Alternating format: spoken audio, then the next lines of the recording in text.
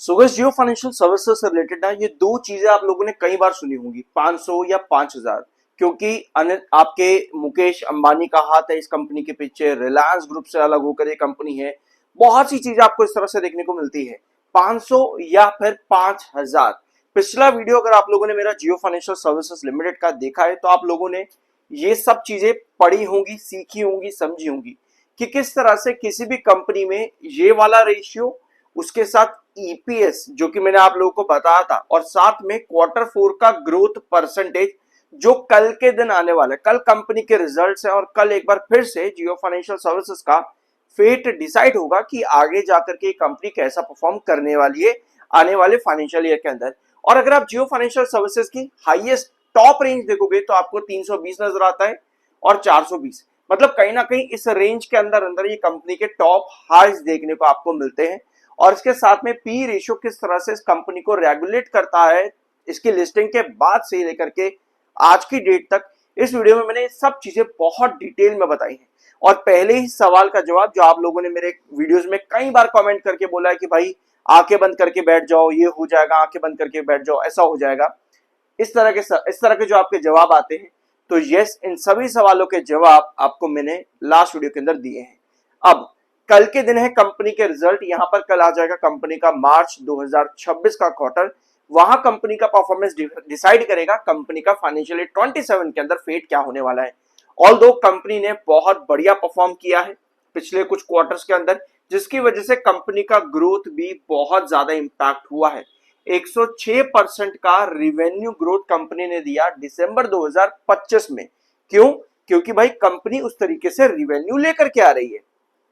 ठीक है, कंपनी उस तरीके से रिवेन्यू लेकर के आ रही है, लेकिन फिर वही बात आती है भाई इतना बड़ा रिवेन्यू उसके बाद भी शेयर में गिरावट क्यों?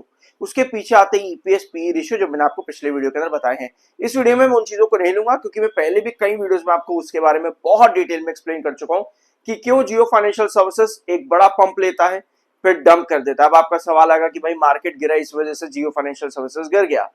सही जवाब। लेकिन अभी तो मार्केट काफी अच्छा चल रहा था, पिछले कुछ दिनों से मार्केट ने बहुत बढ़िया रिकवरी करी है। 72,000 पॉइंट्स के नीचे तक मार्केट डंप हो गया, तो उसके बाद 78,000 पॉइंट्स तक मार्केट वापस रिकवर हुआ है। इसी कंपनी के, इसी सेक्टर के अलग अलग कंपनीज ने अच्छे रिटर्न्स दिए, लेकिन जियो फाइनेंशियल सर्विसेज क्यों रिटर्न नहीं दे पाया मार्केट के इस रिकवरी के बावजूद भी?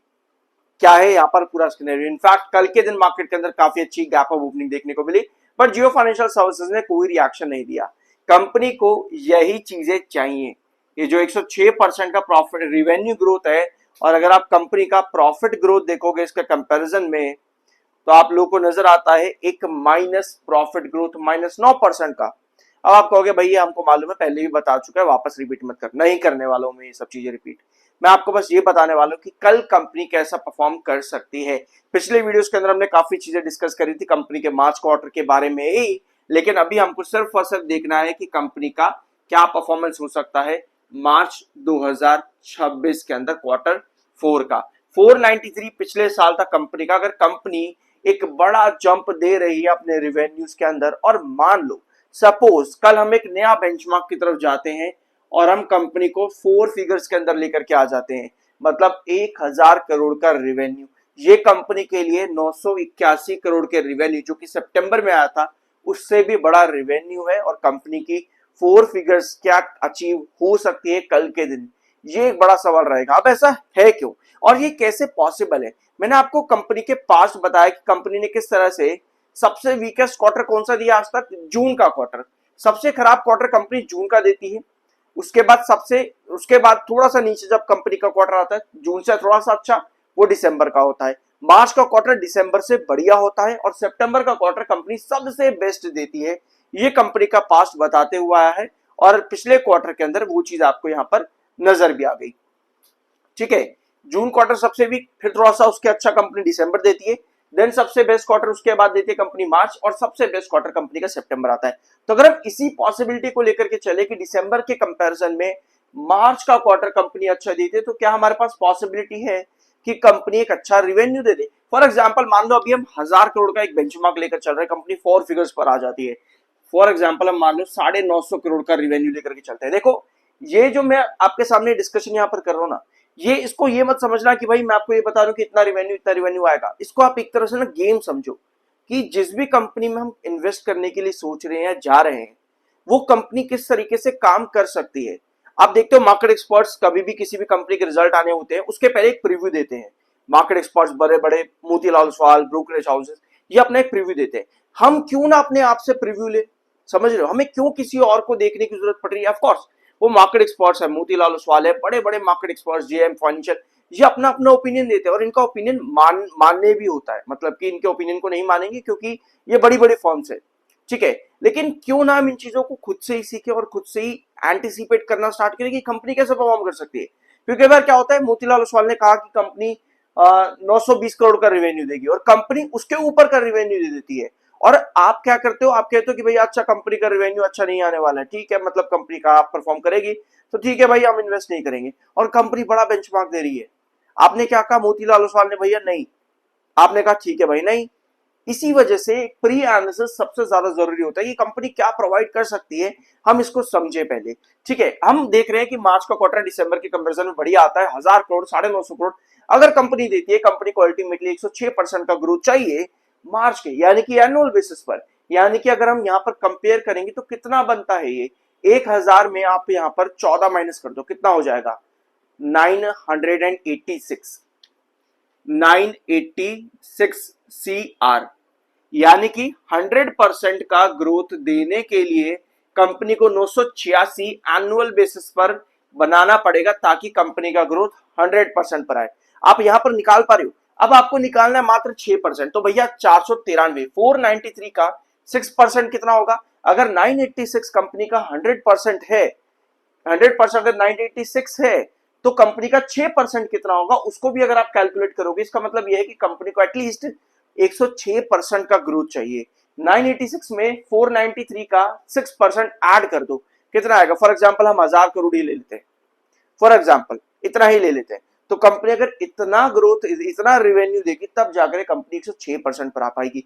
यानी कि कंपनी का ग्रोथ कितना चाहिए, 106%, बस उतना ही हमको रेवेन्यू भी चाहिए। अगर कंपनी इतना रेवेन्यू देती है, इसके फायदे क्या हो सकते हैं, इसके फायदे ये हो सकते हैं कंपनी का क्या प्रॉफिट ग्रोथ परसेंटेज जो दिसंबर में माइनस के अंदर था, क्या ये बढ़ सकता है। आपको एक चीज मैं और बताऊं, एक फन फैक्ट मैं आपको और बताता हूं। अगर आप जियो फाइनेंशियल सर्विसेज के चार्ट पर देखोगे ना, 2025 के चार्ट पर देखना, आपको यहां पर क्या नजर आ रहा है, एक बड़ी तेजी। यहां कंपनी का मार्च क्वार्टर आया था, यहां कंपनी का जून क्वार्टर आया था। भैया ये तेजी जून और मार्च के क्वार्टर्स में कंपनी की देखने को मिली, क्योंकि कंपनी ने एनुअल बेसिस पर वो ग्रोथ दिखाया। ऑल्दो सितंबर क्वार्टर कंपनी का बेस्ट आता है, बट वो ग्रोथ कहीं ना कहीं फ्लैट देखने को मिला, और ये चीज आप कंपनी के नंबर्स पर देख सकते हो।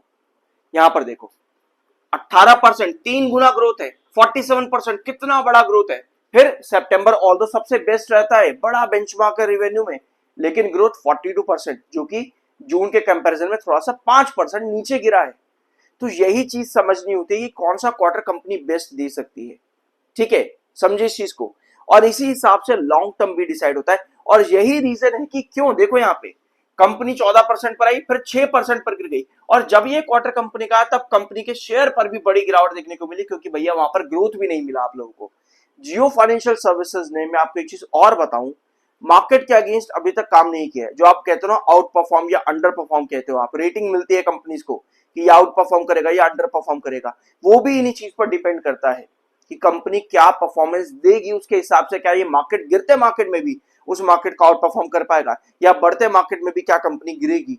ये सब चीजें डिसाइड होती हैं कंपनी की इन सभी नंबर्स की वजह से, कि कंपनी आगे जाकर के क्या परफॉर्म कर सकती है। और यही रीजन है कि क्यों कभी कंपनी का ग्रोथ बहुत बड़ा, फिर जाकर के डिप दिया, फिर बड़ा, तो कंपनी में अप्स एंड डाउन्स देखने को मिलते हैं। और यही चीज आपको पिछले जब से कंपनी लिस्ट हुई है, आपको लगभग 3 बार, 2 बार तो आपको यहाँ स्क्रीन पर दिख रहा है, लगभग 3 बार कंपनी यही चीज दिखा चुकी है, ups and downs, ups and downs. अब यही तेजी आपको शायद दिख जाए फिर से, जब कंपनी एक बढ़िया ग्रोथ दे दे। बढ़िया ग्रोथ देगी तो जो मैंने आपको पिछले वीडियो के अंदर पूरा कॉन्सेप्ट सिखाया, एक बार यहां पर देखना, पिछले वीडियो में जो मैंने आपको पूरा कॉन्सेप्ट सिखाया पी रेशियो का, ये आप अगर आप इस वीडियो को देखोगे ना और इस वीडियो को उसके साथ मैच करोगे, आपको बहुत चीजें खुल करके आएंगी। और सिर्फ जियो फाइनेंशियल तक ही ये वीडियो खत्म नहीं हो जाता, ये आपके पूरे मार्केट के अंदर आपको हेल्प कर सकता है। ठीक है, इसको हम कहते हैं रिस्क मैनेजमेंट। कि आलतू फालतू बातें जो हम सुनते रहते हैं मार्केट के अंदर, सोशल मीडिया पे, कि भाई लेकर के बैठ जाओ, सो जाओ, आंखें बंद करके रख लो, इतना हो जाएगा, इतना हो जाएगा। यस, ये सब चीजें ना लॉन्ग टर्म के अंदर पॉसिबल होती हैं, लॉन्ग टर्म के अंदर ये सब चीजें पॉसिबल होती हैं। लेकिन अगर कंपनी बार बार एक लूप के अंदर घूम रही है, तो भैया 3 से 4 साल कंपनी को लगभग हो चुके हैं लिस्टिंग को, तो क्या ये एक लॉन्ग टर्म नहीं हुआ? बट लॉन्ग टर्म में, इस लॉन्ग टर्म के अंदर मिला क्या? कुछ भी नहीं अभी तक। ठीक है, अगर आप लॉन्ग टर्म का सोच करके यहां पर अभी भी इन्वेस्टेड थे पिछले 3 साल से, तो आपको अभी तक कुछ भी नहीं मिला हुआ है। तो इस वजह से एक लॉन्ग टर्म पर्सपेक्टिव भी, लॉन्ग टर्म डजंट मीन कि भैया लेकर के बैठ गए, आंखें बंद कर ली। लॉन्ग टर्म का मतलब भी ये होता है कि कंपनी अच्छा परफॉर्म करेगी तो ही हम लॉन्ग टर्म के लिए जाएंगे। फॉर एग्जांपल बीएसई लिमिटेड ले लो, कंपनी एक बड़ा बेंचमार्क हर क्वार्टर में लेकर के चलती है और डिसेंट ग्रोथ के साथ कंपनी काम करती है, तो वो लॉन्ग टर्म के लिए हेल्दी रिटर्न्स देगी। लेकिन जियो फाइनेंशियल सर्विसेज, अभी आपने ग्रोथ देखा, कभी अच्छा कभी नेगेटिव, तो ऊपर नीचे पंप एंड डंप आपको देखने को मिलता है। लॉन्ग टर्म, आई होप कि यहां पर आप समझ गए हो कि आंखें बंद करने का मतलब नहीं होता लॉन्ग टर्म। लॉन्ग टर्म मतलब ये होता है पहले एनालिसिस करो, उसके बाद लॉन्ग टर्म के लिए जाओ। तो ये था आज का इनका वीडियो। होप यहां पर आपको कुछ नया जानने को मिला होगा। सब्सक्राइब जरूर करना। मिलता अगले वीडियो में।